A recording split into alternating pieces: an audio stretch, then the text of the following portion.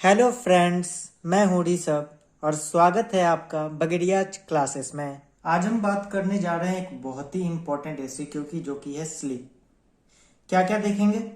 सबसे पहले डेफिनेशन, फिर इसके टाइप्स, फिर genesis of sleep, sleep cycle, clinicals. सबसे पहले डेफिनेशन देखते हैं। Sleep is defined as unconsciousness from which the person can be aroused by sensory और अदर स्टिमुलाई। कैसे डिफाइन हो रहा है? तो डिफाइन हो रहा है, यह एक अनकॉन्शियसनेस है जिससे कि पर्सन को अरोज किया जा सकता है बाय सेंसरी या अदर स्टिमुलाई से। ये डिफरेंट होता है कोमा से। कैसे? कोमा में क्या होता है, अनकॉन्शियसनेस तो होता है पर पर्सन को हम अरोज नहीं कर सकते हैं किसी भी तरह के स्टिमुलाई से। अब इसके टाइप्स के बारे में बात करते हैं। तो बेसिकली स्लीप दो टाइप्स के होते हैं, REM sleep and NREM sleep. REM sleep को क्या कहते हैं? Rapid eye movement. NREM का क्या मतलब हुआ? Non rapid eye movement. इसे हम स्लो वेव स्लीप भी कहते हैं। REM स्लीप EEG पैटर्न कैसा होता है इसमें? Low voltage high frequency. Similar किसके होता है? अवेक स्टेट के। दूसरी बात, threshold for arousal is raised and it is actually more difficult to awaken the subject. यानी कि जगने का जो थ्रेशोल्ड है वो बढ़ जाता है इसमें और पर्सन को जगाना और भी मुश्किल हो जाता है। Eyes move rapidly in this type of sleep. Eyes कैसे मूव कर रहे हैं? रैपिडली, इसीलिए तो इसका नाम है रैपिड आई मूवमेंट। इसको क्या कहते हैं हम? पैराडॉक्सिकल स्लीप भी कहते हैं। ऐसा क्यों? क्योंकि EEG wave and eye movement resemble a state of wakefulness। EEG wave और आई मूवमेंट कैसा रिजेंबल कर रहा है? वेकफुलनेस के स्टेट का। पर इसका थ्रेशोल्ड क्या हो जा रहा है? और भी बढ़ जा रहा है, इसीलिए इसको कैसा स्लीप कहते हैं हम? Paradoxical sleep. Occurrence of PGO spikes. इस तरह के स्लीप में हमें कैसा स्पाइक्स देखने को मिलता है? पीजीओ यानी कि pontogeniculo occipital spike. PGO spikes क्या है देखते हैं। Electrical potential changes arising from pons pass through lateral geniculate body end in occipital cortex. यह एक इलेक्ट्रिकल पोटेंशियल चेंज है जो कि पोन्स से अराइज हुआ, लैटरल जेनिकुलेट बॉडी से पास हुआ और फिर इंड कहां हो गया? ऑक्सीपिटल कॉर्टेक्स में। Muscle tone decrease, disorder thoughts of dreams present. Dreams कैसा आएगा? और इसका जो रिटेंशन होगा वो मेमोरी में पुअर होगा। यानी कि हमें ड्रीम्स तो आएंगे REM स्लीप में, पर डिसऑर्डर थॉट्स यानी कि बुरे विचार के ड्रीम्स आएंगे और मेमोरी भी इसका पुअर होगा। Activity of visual association area बढ़ जाता है, activity of primary visual cortex area घट जाता है। अब बात करते हैं NREM स्लीप की। 4 स्टेजेस होते हैं इसके। ही या she successively enters stages 1, 2, 3 and 4 of NREM sleep as person falls asleep। जैसे ही कोई पर्सन सोता है तो वो सक्सेसिवली कैसे स्टेज से पास करता है NREM स्लीप के? Stage 1, then 2, then 3 and then 4। चारों स्टेजेस को एक एक करके देखते हैं। सबसे पहले स्टेज 1, हाई फ्रीक्वेंसी लो एम्पलीट्यूड EEG वेव। स्टेज 1 में किस टाइप का EEG वेव बनता है? High frequency low amplitude. Stage 2, appearance of sleep spindle. इसमें क्या चीज का अपीयरेंस होता है? स्लीप स्पिंडल का, जो कि रिजेंबल किससे करता है? अल्फा वेव से। के कॉम्प्लेक्स में प्रेजेंट। स्टेज 2 में कौन सा कॉम्प्लेक्स मौजूद हो सकता है? के कॉम्प्लेक्स। और ये के कॉम्प्लेक्स क्या है? ये हाई वोल्टेज वेव्स होते हैं। Stage 3, low frequency high amplitude EEG wave. कैसा वेव बनता है स्टेज 3 में? Low frequency high amplitude EEG wave. Stage 4, largest and slowest wave indicating synchronised electrical activity. Stage 4 में किस टाइप के वेव बने? लार्जेस्ट एंड स्लोएस्ट, यानी कि एम्पलीट्यूड इसका क्या होगा? सबसे ज्यादा होगा। किस स्टेज में? स्टेज 4 में। अब बात करते हैं जेनेसिस ऑफ स्लीप की। क्या क्या देखेंगे इसमें? Bremer's experiment, study by Moruzzi and Morgan, theory of sleep and neurotransmitter, areas producing slow wave sleep, chemical agents influencing slow wave sleep and miscellaneous. सबसे पहले देखते हैं ब्रीमर्स एक्सपेरिमेंट।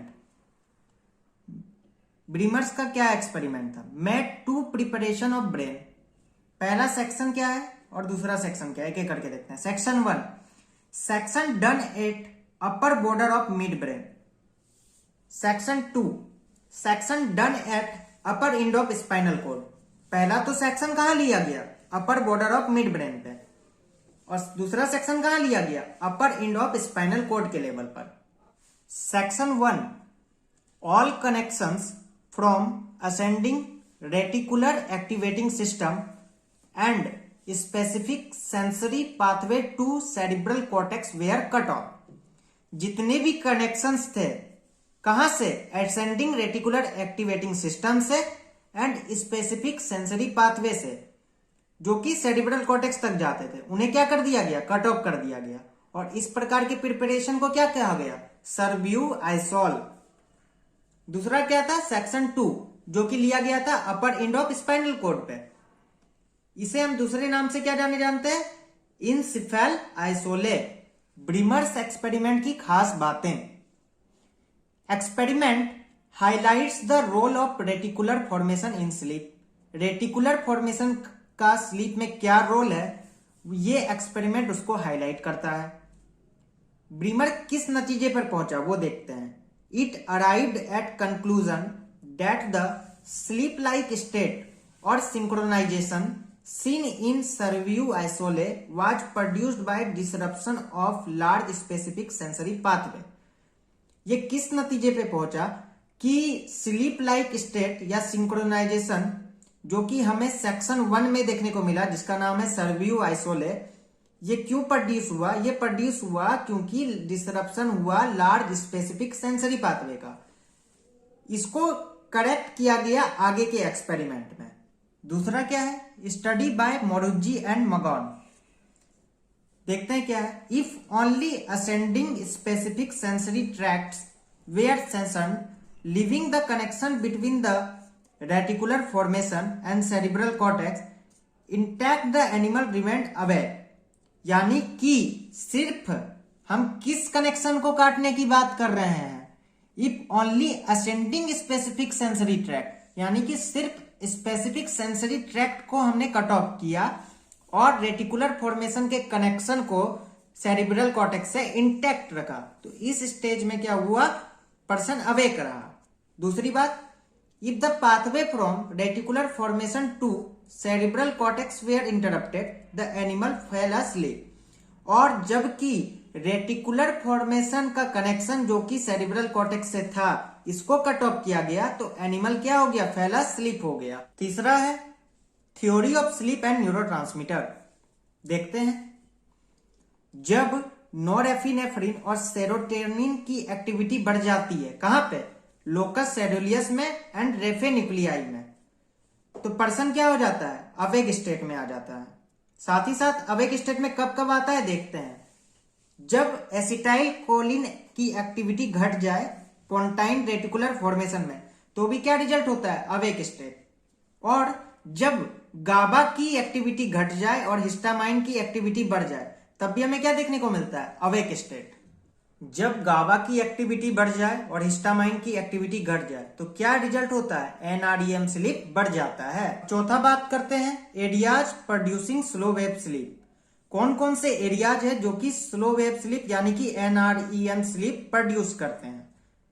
3 सब कॉर्टिकल एरियाज होते हैं। कौन कौन?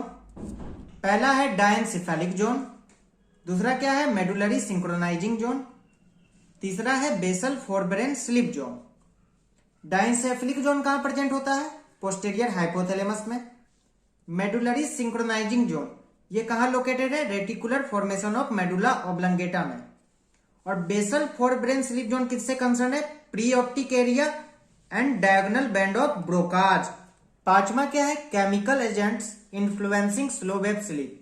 कौन कौन से केमिकल एजेंट है जो कि स्लो वेव स्लीप को इन्फ्लुएंस कर रहे हैं? एडिनोसिन क्या कर रहा है? स्लीप को इंड्यूस कर रहा है। कैफीन एंटागोनिस्ट है एडिनोसिन को, यानी कि स्लीप को कम कर रहा है। PGD2 यानी कि प्रोस्टाग्लैंडाइन D2 ये क्या कर रहा है, स्लो वेव स्लीप को इंड्यूस कर रहा है। और प्रोस्टाग्लैंडाइन E2 ये क्या कर रहा है, वेकफुलनेस को प्रोड्यूस कर रहा है। छठा है miscellaneous, repeated stimulation of cutaneous mechanoreceptors induce sleep, यानी कि कुटेनियस मैकेनोरिसेप्टर का रिपीटेड स्टिमुलेशन होगा तो क्या होगा, स्लीप इंड्यूस होगा। अब बात करते हैं स्लीप साइकिल की। As a person falls asleep, he या she passes first through stages 1 and 2 of NREM sleep, जो कि शॉर्ट ड्यूरेशन का होता है।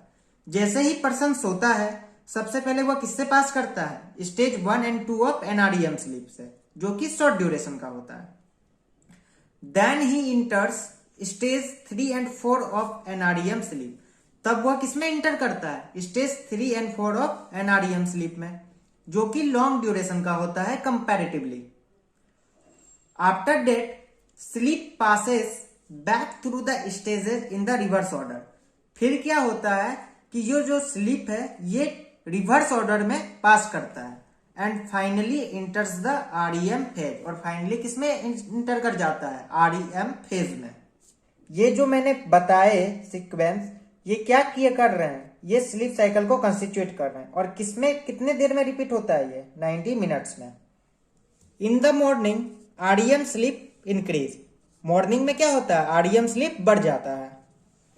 REM स्लीप देखते हैं और डिफरेंट एज में।